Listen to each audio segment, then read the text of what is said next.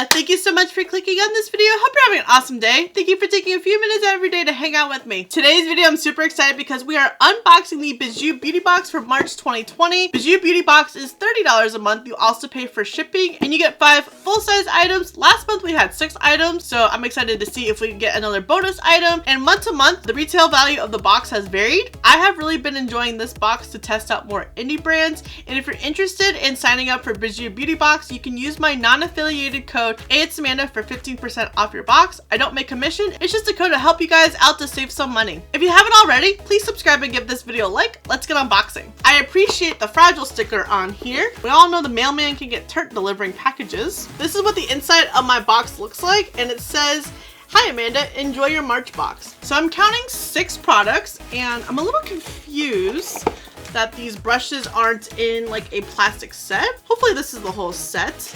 It is from the brand Lorella, and these are really cool. I'm enjoying these mermaid handles. Oh, and they're super soft. I love purple. It is my favorite color, and this brush is super soft. All right, looks like we have like a nice powder brush and another nice powder brush. Maybe this would be more for like buffing in foundation. I think I had like a Real Techniques brush back in the day. That's how I blended out my foundation. It has a nice dense feeling to them as well. And then the third face brush is the fan brush. I don't really use fan brushes anymore, but they're pretty good for highlight. Maybe I can try more precise highlighting. I did try to highlight my Cupid's bow one time and it did not go over well. And then I have 4 eye brushes. I have a crease brush. I have a slanted angle. I don't know, these two look very similar. This one I would probably cut the crease with, and then this one I would pack on shadows with, and I just realized I don't have a card that lays out the products and their respective prices, so I am not sure how much these brushes go for. I haven't tried anything from Lorella to my knowledge, and if I have, I'm sorry, it wasn't memorable. Based off these brushes, they feel really nice, and I have a second product from Lorella right here in the shade Evergreen. I'm a little scared. Is it a gloss? A lipstick?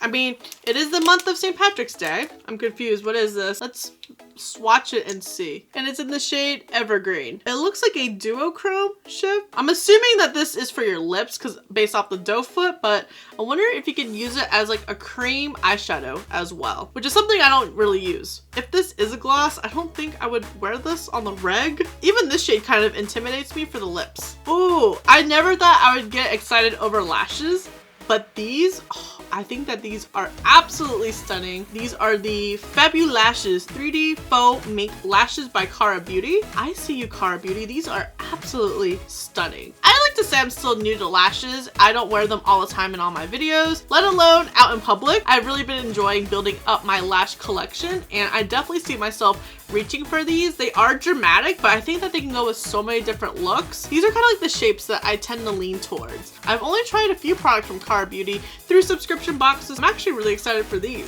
I think that these would actually complement the current look that I have on right now really nice. I guess this is like a sample size of something.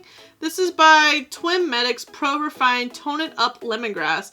Oh, I've actually received one of these from Glow Addict before. I haven't used it yet. I have 2 or 3 bottles of it. I might set this aside because I already have a couple bottles of it. Might as well share it instead of collecting dust and going back. And then we have 2 products from Ruby May Cosmetics. Oh wow, this is cream contour. Oh no, this is a big no for me. This is gonna be set aside as well. I don't contour. Oh wait, no, these aren't cream. They are powder. Just kidding. But still, I'm still not gonna contour. I'm just not into contouring at all. I just put on bronze, blush, and highlighter and call it a day. The last product is, woo! Almost went flying there. It's also by Ruby May Cosmetics. This is the Kaleidoscope palette, and this is what she looks like. She's a beautiful, warmer, neutral palette. Let's give her a swatch. The sabotaging thumb gets to make another video. Angelite, Sandstone, Rose Quartz, Jasper, Moonlight.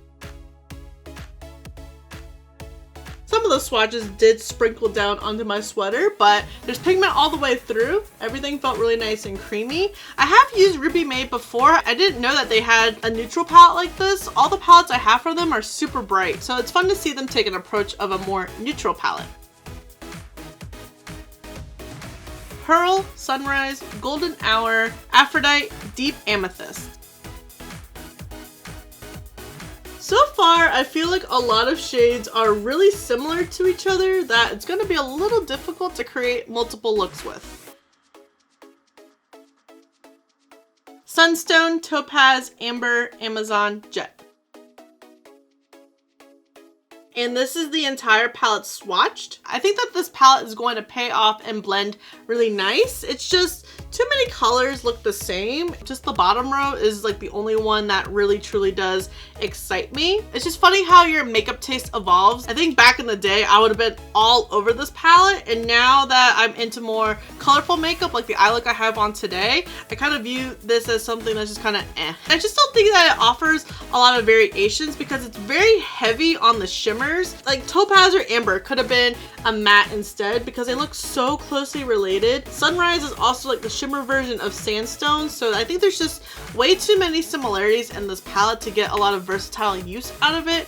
Maybe it will pair nice. Hopefully the shades look a little bit different when they're applied on your lid using a brush. This is my BIJOU beauty box for March 2020. I kind of have mixed feelings about this because we received 2 products from Ruby May and then 2 Lorella products, which I like how the products are very different from each other because we got brushes and a gloss from Lorella and then we got a face and eye palette from Ruby May. Maybe it's because I'm not into contouring and that this palette is very shimmer heavy, which don't get me wrong, I love my shimmers. It's just almost too shimmery to be able to make a bunch of different neutral looks. I know I'm really not going to get much use out of this gloss. It might be like a one and done type thing. I think the brushes and surprisingly the lashes are the products I'm gonna get the most use. And I think those are my favorite products that I did get in this box. I would love to know what you guys got in your BIJOU beauty box. Did we get the same products, a different variation? Were there any variations of Lorella brushes? I hope you guys got a better gloss color than me. Did you get the same palette or was there a different palette variation? If you tried the contour palette, let me know how it worked out for you. And did you guys get 6 products because I also got this little toner? And were there any variations of lashes? And how did the products work out for you? I'm excited to play around with some of these products. I have high hopes for the brushes and lashes. And do you plan on getting April's box? Thank you so much for watching. I really hope you enjoyed this video. Don't forget to subscribe before you leave. And if you don't, I appreciate your view anyways, and I'll see you in the next video.